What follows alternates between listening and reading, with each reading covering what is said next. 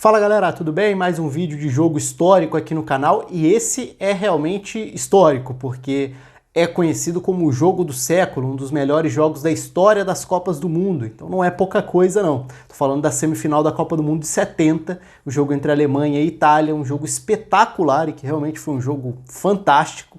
E vamos falar bastante sobre esse jogo aqui, convido você a se inscrever, é só clicar aqui embaixo, ativa o sininho da notificação, deixa o like aí no vídeo, compartilhe também, enfim, se inscreva e deixe nos comentários aí também se você tiver a oportunidade de ver o jogo, ou se você já viu o jogo também, deixe seu comentário sobre essa partida marcante, partida que classificaria a Itália para a final da Copa, né? Seria a Copa de 70, a decisão da Copa de 70, que também tem vídeo aqui no canal, então você pode conferir aí dentro da playlist, eu vou deixar o link aqui na descrição também, então a análise de Brasil e Itália na final da Copa de 70, também disponível aqui no canal.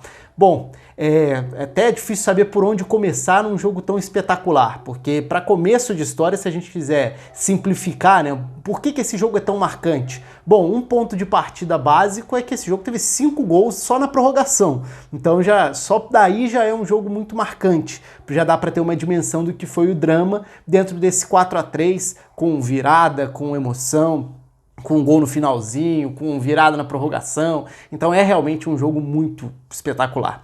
Agora, mais incrível ainda é que eu arrisco dizer que o jogo foi melhor no tempo normal do que na prorrogação. Então o jogo dos 90 minutos também foi muito bom, não é só, entre aspas, pela quantidade de gols, pelo drama que carrega, pela sequência dos fatos depois, mas também pelo que foi a dinâmica dos 90 minutos de tempo normal, com a Itália saindo na frente, com a Alemanha se lançando cada vez mais, com um gol dramático do empate saindo no finalzinho do segundo tempo. Então tudo isso contribui muito para que esse roteiro tenha sido tão especial, tão marcante na história das Copas. Aqui do lado os campinhos como um ponto de partida, para a gente falar sobre funcionamento, sobre destaque, sobre duelos. E duelo acho que é a palavra que vai ser mais usada aqui, porque até se a gente olha para os jogos, né, existem diferentes modelos de marcação, referências, e nesse caso são dois times que marcavam tendo as referências nos adversários. Então você encaixa muito bem essa marcação, define muito bem algumas perseguições longas mesmo, jogadores que vão marcar individualmente uns aos outros. E isso faz com que não exista dentro da ideia do jogo, de você ver o jogo, e não é por um problema ou por um erro ou por uma deficiência, mas você não vai conseguir enxergar a linha de marcação, qual é o desenho ali bem definido, é uma linha com 4, é uma linha com 3, é uma linha... Não é o caso, porque não é essa a referência é menos espacial, ela é mais do jogador mesmo. Então você não está tão preocupado assim em defender marcando os setores e ocupando determinadas zonas do campo. Você está mais preocupado em acompanhar determinado jogador até o fim. Falei sobre isso também no vídeo da final da Copa de 70, porque isso se repete como modelo de marcação da seleção italiana e isso é importante para o desenrolar da final também vencida pelo Brasil. Agora, nesse caso aqui, dos dois lados a gente vê encaixes muito bem definidos. Então, alguns duelos se transformariam em duelos espetaculares dentro do jogo, como o Boninsenha contra o Schultz. Então aí falando em ataque, forma de atacar, é difícil falar nesse jogo de um funcionamento de um lado sem falar do outro, porque obviamente as coisas estão interligadas como estão dentro de qualquer análise de jogo, mas nesse caso mais ainda, porque você tem os duelos bem definidos, inclusive às vezes encaixando exatamente o mesmo cenário para atacar e para defender. Então, por exemplo, a Alemanha tinha na marcação, no seu sistema defensivo, o Schnellinger como jogador da sobra. Então ele sobrava, o Bert Vogts de um lado fazia marcação individual em cima do Didi Riva e do outro lado o Schultz fazia marcação individual do Boninsenha. Então só de falar de um lado ou do outro lado já não serve como parâmetro, porque eles vão se movimentar, cada hora um vai cair de um lado, então a zaga da Alemanha vai ter o Vogts uma hora pela direita, outra hora pela esquerda. O Schultz vai aparecer na esquerda como ponto de partida, mas vai aparecer lá na lateral direita para acompanhar o Boninsenha. Esse talvez seja o grande duelo do jogo, Boninsenha e Schultz, mas Didi Riva também com Bert Vogts, até porque aos poucos, e aí a gente vai entrar no que a dinâmica do jogo vai pedindo, os jogadores de defesa da Alemanha começam a participar cada vez mais e mais do ataque, tentando se projetar, tentando auxiliar na construção das jogadas. Enquanto a Itália, também por sair cedo no placar, mas também por característica, vira um time muito mais perigoso, sendo mais direto no ataque, tentando definir mais rapidamente. Então ataca com menos jogadores para definir mais rapidamente, mais próximo de um contra-ataque, enquanto a Alemanha mais próxima de uma ocupação do campo de ataque com mais jogadores. Então eu comecei falando dos encaixes pelo ataque da Itália, defesa da Alemanha, mas isso vai se distribuir em outras faixas do campo, então invertendo o lado, indo para o lado do ataque da Alemanha. Se a gente olha, por exemplo, o Cera era o jogador da sobra na defesa italiana. De um lado, o Burnit sai para fazer esse papel de marcação em cima do Löhr, no primeiro momento ponta pela esquerda da Alemanha. Do outro lado, outro bom duelo no primeiro tempo, Facchetti contra o Grabowski, que seria outro nome importante do jogo, começa o jogo na ponta direita. Então, de novo, bem desenhados e definidos os duelos. O Ziller, como esse segundo atacante, jogador que se movimenta atrás do Gerd Müller, o tempo inteiro perseguido pelo Bertini. Então é outro duelo muito bem definido. E do lado da Itália, quais são as válvulas de escape, né? São algumas. A saída para os dois atacantes, que eu falei que estão sempre acompanhados e mais com o Schnellinger na sobra, então Didi Riva e Boninsenha, com dois jogadores dando suporte. O Mazzola por dentro e o Domenghini pela direita e por todas as faixas do campo. Impressionante a área de ocupação do Domenghini, mas sendo essa constante válvula de escape para se projetar geralmente pela direita e se projetar para o ataque. No primeiro tempo, o duelo é muito no setor ali do Patski, que é esse ala, volante, pela esquerda. É difícil tentar definir como uma posição, porque não é essa a distribuição exata dentro do jogo. Mas o Patski era esse jogador pelo lado esquerdo que batia de frente com o Domenghini. Então ali estava traçado, estava desenhado mais um dos vários duelos dentro do jogo. Por dentro, é um ponto importante também, porque o Overath começa a aparecer bastante, partindo muitas vezes da direita para a esquerda, para tentar se aproximar do lado esquerdo, que tinha o Patski avançando, que tinha o Löhr, embora tenha feito um primeiro tempo mais discreto, mas como esse ponta pelo lado esquerdo, tinha o Ziller circulando para carregar o Bertini com ele, e o Overath começa como um jogador importante também, até deslocando o Desist na marcação e fazendo muitos dos ataques começarem para a Alemanha. E próximo do Overath, o Beckenbauer, uma das figuras mais marcantes da história do futebol alemão, um dos grandes nomes da história do futebol alemão, que também seria um personagem importante desse jogo, como esse meio-campista armador conduzindo a bola, tentando fazer essa bola chegar à frente, qualificando o jogo na distribuição da Alemanha. Então ele e o Overath por dentro eram os jogadores que mais construíam para a Alemanha. Agora, entrando na questão da dinâmica do jogo, a Itália sai na frente. A Itália sai na frente justamente com uma tabela que consegue encaixar mesmo diante dessa marcação muito forte, muito bem definida nos encaixes, nas marcações individuais. Sai uma tabela entre Boninsenha e Didi Riva e o chute coloca a Itália na frente. 1-0 logo de cara, no início do jogo a Itália sai na frente e isso significa cada vez mais a Alemanha atacando. E esse ataque passa muito, como eu falei, por Overath, por Beckenbauer, e aí o Beckenbauer começa a se projetar e encontrar espaços no campo de ataque. Então, à medida que o tempo vai passando, cada vez mais esses jogadores do meio para trás, digamos, da Alemanha, começam a ganhar mais peso ofensivo. Porque se do meio para frente está todo mundo encaixadinho na marcação, o espaço não vai ser dos maiores. Então, as peças que aparecem se projetando como elemento surpresa viram peças que podem ser determinantes. O Bert Vogt se mandando para tentar armar o jogo em alguns momentos pela direita, o Schultz se mandando para tentar armar o jogo em alguns momentos pela esquerda, o Beckenbauer se projetando e nem sempre tendo um acompanhamento específico do Mazzola no setor dele, então já começa a gerar algumas quebras nessas marcações. E a Alemanha começa a levar perigo e o Albertozzi começa a aparecer como um dos grandes nomes do jogo também. Então, por mais que tenha sido um 4-3, o goleiro da Itália foi um dos destaques, fez muitas defesas importantes. Ele de um lado, do outro lado o Sepp Maier, mas dá para dizer que o Albertozzi trabalhou bem mais nesse dia, até porque o ataque da Alemanha era mais constante. E isso só ia aumentando à medida em que o tempo foi passando. Então teve chute de fora do Grabowski, teve uma outra oportunidade ali para o Ziller também tentando se livrar, né, da marcação, se desvencilhar ali da marcação em cima, que era muito forte o tempo inteiro. E a Itália, toda vez que recuperava a bola, conseguia encaixar alguma saída perigosa. Ora, com o Mazzola, que não fez um grande primeiro tempo, acabaria substituído, mas chega a encaixar alguns contra-ataques, mas principalmente com o Domenghini acionando os dois homens de frente para os grandes duelos que eu citei, porque os dois atacantes da Itália fizeram uma boa partida. Então a defesa da Alemanha foi muito exigida, e a Alemanha tentava sair jogando, tentava construir desde trás, mas tinha que ficar ligado o tempo inteiro com essa ameaça que significava a Itália. O jogo volta para o segundo tempo com 1-0 e aí começam as substituições que mudariam também esse cenário do jogo. A primeira é a entrada do Gianni Rivera, outro grande nome da história do futebol italiano, que entra na vaga do Mazzola.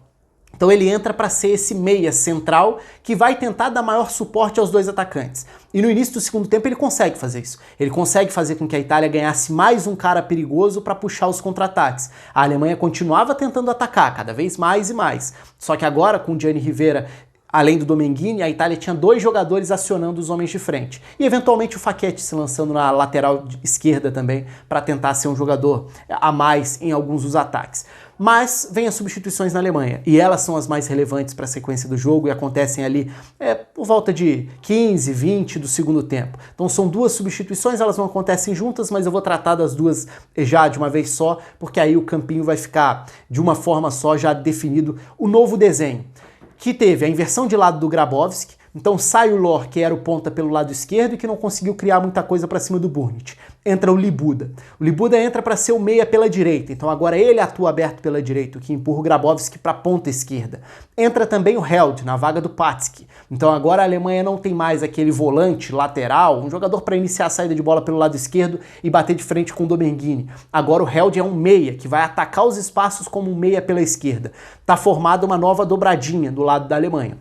Grabowski e Held, os dois pelo lado esquerdo. Um como ponta, o outro como um meia atacante por dentro. Mais o Ziller, mais Gerd Müller, mais Beckenbauer se projetando, mais Overat se projetando, com o Libuda abrindo o campo pelo lado direito. É uma Alemanha ultra ofensiva, tentando matar a Itália no seguinte sentido, né? Se a ideia é ter todo mundo bem definido quem encaixa a marcação em quem, se a Alemanha vai atacar com o time inteiro, a Itália ou para de atacar e de tentar contra-atacar, ou ela vai ter jogador a menos na hora de se defender. E é um pouco do que acontece. E isso faz com que o jogo fique muito aberto, muito interessante, e é um jogaço. Acho que vale sempre repetir isso. É um jogo realmente extraordinário.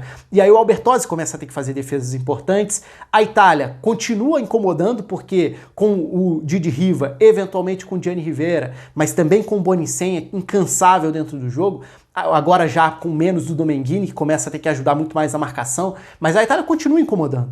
E a Alemanha, à medida em que o tempo vai passando, e a Alemanha estava sendo eliminada, era 1-0 no placar até os 44, 45 do segundo tempo, quando saiu o gol de empate. Então o que começa a acontecer muito é a Alemanha começa a se desprender com esses jogadores lá de trás e começa a abrir mão até da sobra, porque o Beckenbauer já é um dos principais armadores, o Overat é um dos principais armadores, o Held participa muito, o Grabowski vai virando um dos jogadores mais importantes do jogo, porque aparece em diferentes faixas do campo, tem finalizações perigosas, tem uma falta que é rapidamente cobrada pelo Beckenbauer e que o Held aciona o Grabowski também pelo lado esquerdo da área, o chute passa torto, mas era uma das chances claras, o Albertozzi faz outras defesas, então vai virando um jogo cada vez mais dramático. E a Itália vai tentando, da forma que dava, se segurar diante de uma Alemanha que foi para cima. Se segura até o penúltimo lance do jogo. Não acaba exatamente depois do gol, mas acaba muito próximo disso. E já era um período em que o próprio Schnellinger, que era o homem da saída de bola da Alemanha, já estava virando cada vez mais um meia. Então muitas vezes ele se projetava e deixava só Bert Vogt e também Schultz nas coberturas diante dos dois atacantes italianos. Então, em alguns momentos, esses contra-ataques da Itália geram até situações de 3 contra 2, porque a Alemanha foi pro tudo ou nada, não tinha outra alternativa. Mas foi com boas ideias de ataque, de distribuição ali, de como atacar, para tentar incomodar a Itália, que fica, de fato, muito incomodada. E o gol sai justamente do Schnellinger atacando a área no cruzamento da esquerda. Então, se a preocupação estava toda mais ou menos definida, quem pega quem, o Schnellinger veio lá de trás, é o jogador mais recuado da Alemanha e é quem aparece na entrada da pequena área ali para fazer o gol de empate no último minuto do tempo normal, levando a partida para a prorrogação. Então é um momento crucial porque a Alemanha empata o jogo quando a Itália já estava muito perto da vaga na final. E o jogo vai para a prorrogação com a Alemanha com um time ultra ofensivo e com a Itália naquela do baque de ter visto a classificação escapar no último instante. Então o jogo começa na prorrogação com um cenário parecido, um desenho parecido. A Alemanha em cima, a Itália tentando se recuperar do baque para voltar para o jogo.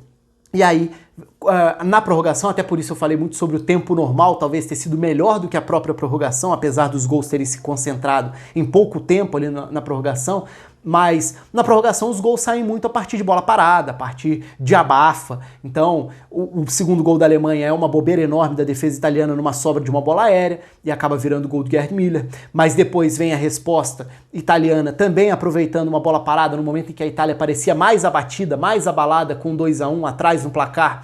Vem uma bola parada e o Burnit fica com a sobra dentro da área também. A bola que fica viva sobra para ele de frente para o gol do Sepp Maier. Ele empata. Então 2-2, o jogo está de volta a uma normalidade, ou para a situação, digamos, partindo do zero com o empate. Aí a Alemanha de novo vai tentar atacar, tenta se projetar, tenta incomodar, mas mais uma vez o que acontece é contra-ataque. E aí os últimos 2 gols da Itália são muito interessantes porque aí sim são gols muito bem construídos, são gols de contra-ataques, do que o cenário do jogo mostrava. A Alemanha se projeta e num contra-ataque escapa pela ponta esquerda e o Didi Riva consegue na matada tirar da marcação, tirar da própria sobra. Nessa altura, já na prorrogação, a Alemanha tinha tentado se reorganizar de novo sem se lançar tanto ao ataque, então o Schnellinger já estava ali de novo como homem da sobra, mas no contra-ataque da bola parada na Alemanha, sai o gol da Itália com o Didi Riva aparecendo dentro da área. Assim como o quarto gol da Itália, que seria uma resposta imediata ao gol de empate da Alemanha de novo, porque de novo aparece Gerd Müller para empatar o jogo, e aí na sequência tem o gol da Itália, que é o gol do Gianni Rivera aparecendo na entrada da área, depois de uma boa arrancada do Boninsenha pelo lado esquerdo. Então é uma série de gols dentro da prorrogação, tudo num espaço muito curto de tempo, é um gol depois do outro. O próprio quarto gol da Itália sai 1 minuto depois do terceiro gol da Alemanha, que é de novo um gol de bola parada, um gol de uma bola até que na hora o Wieler é quem cabeceia, fica a dúvida se o Gerd Müller desvia ou não na sequência, o gol é dado para o Gerd Müller, mas o fato é que a Itália conseguiu responder muito rapidamente com a velocidade dos seus jogadores de frente e com a qualidade incansável desses caras que conseguiram ganhar duelos, mesmo num jogo tão pegado, tão disputado, em alguns momentos violento também, mas aí tem muito da época, né? O futebol da época era um futebol muito mais permissivo no sentido da violência, algumas entradas serem consideradas mais normais e tudo, mas faz parte também do contexto de compreender cada época. Mas o fato é que aí sim, depois do 4-3, a Itália consegue administrar um pouquinho mais e consegue evitar, embora também tenha tido susto ali no finalzinho, mas consegue evitar um novo gol da Alemanha e comemora essa classificação espetacular num dos grandes jogos da história das Copas, para chegar à final, quando perderia para o Brasil, num jogo que também é muito mais parelho do que ficou marcado para a história, né? Fica marcado para a história como um passeio do Brasil, não é bem assim não, eu falo sobre isso no vídeo específico sobre a análise da final da Copa de 70. Esse foi um jogaço. Se você tiver interesse, tem a íntegra do jogo no YouTube, então você vai conseguir encontrar aí, se você jogar na busca, a íntegra, os 120 minutos de bola rolando, e vale a pena, porque é um dos grandes jogos mesmo da história das Copas e não levou e não carrega esse apelido, essa fama à toa. Conta aí com as inscrições, com comentário, com curtida, ativa a notificação também, o sininho. Um abraço, até a próxima.